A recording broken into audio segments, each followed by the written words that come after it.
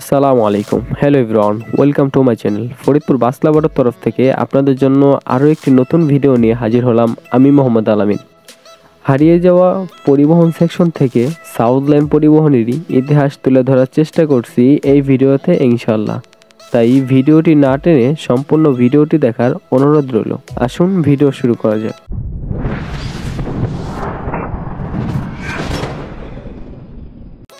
South line পরিবহনের মালিক জনাব মোহাম্মদ বরকত মিয়া 2016 সালের ডিসেম্বরে একজ্যাক্ট বিলাসবহুল বাস দিয়ে ঢাকা ফরিদপুর যশোর বেনাপোল রোডে সাউথ লাইন নামে নতুন একটি বাস কোম্পানির আত্মপ্রকাশ করে আমাদের দেশের পরিবহন সেক্টরে। প্রথম দিক থেকে যাত্রীদের উন্নত মানের সেবা দিয়ে অল্প দিনেই যাত্রীদের মন জয় করে নেয় এই সাউথ লাইন পরিবহনটি।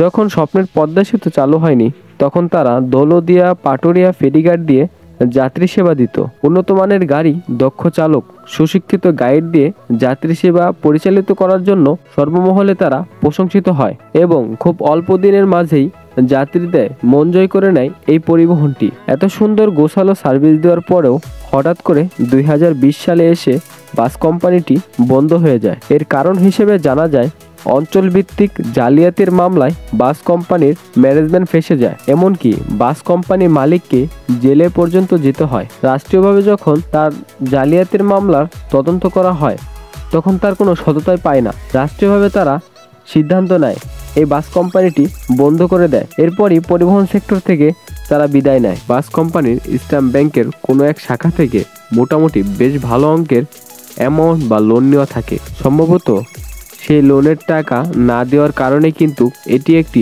বড় কারণ হতে পারে পরিবহন সেক্টর থেকে বিদায় নেওয়ার ক্ষেত্রে। বাস কোম্পানির বাসগুলো বন্ধ হয়ে যাওয়ার পর ফরিদপুর শহরের গোয়ালচামট নতুন বাস টার্মিনালের পাশে বাসগুলো রাখা হয়।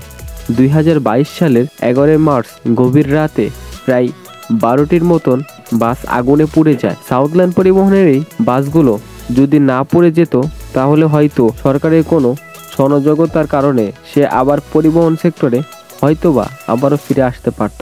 এই বাসগুলো পুড়ে যাওয়ার কারণে কিন্তু তারা আর ব্যবসা করতে পারেননি, কারণ আগুনে পুড়ে যাওয়া বাসগুলো কিন্তু পুনরায় রিপেয়ারিং করা যায় না। যারা ঢাকা থেকে ফরিদপুর নিয়মিত ভ্রমণ করতেন তাদের মধ্যে অনেকেই এই বাসটি পছন্দ করতেন, কিন্তু এখন কিছুই করার নেই। এখন আমাদের মনে সাউথ লাইন পরিবহনের খালি স্মৃতি হিসেবে থেকে যাবে।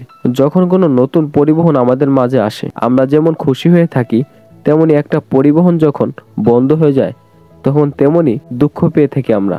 আজকের ভিডিওটা এই পর্যন্তই। ভিডিও শেষ করার আগে আপনাদেরকে একটা কথা বলতে চাই, যারা আমার চ্যানেলে নতুন আছেন, আমার চ্যানেলটি সাবস্ক্রাইব করেননি, তাদেরকে বলতে চাই আমার ভিডিওগুলো যদি আপনার কাছে ভালো লেগে থাকে তাহলে অবশ্যই আমার চ্যানেলটি সাবস্ক্রাইব করে সাথে থাকা বেল আইকনটি বাজিয়ে দিবেন।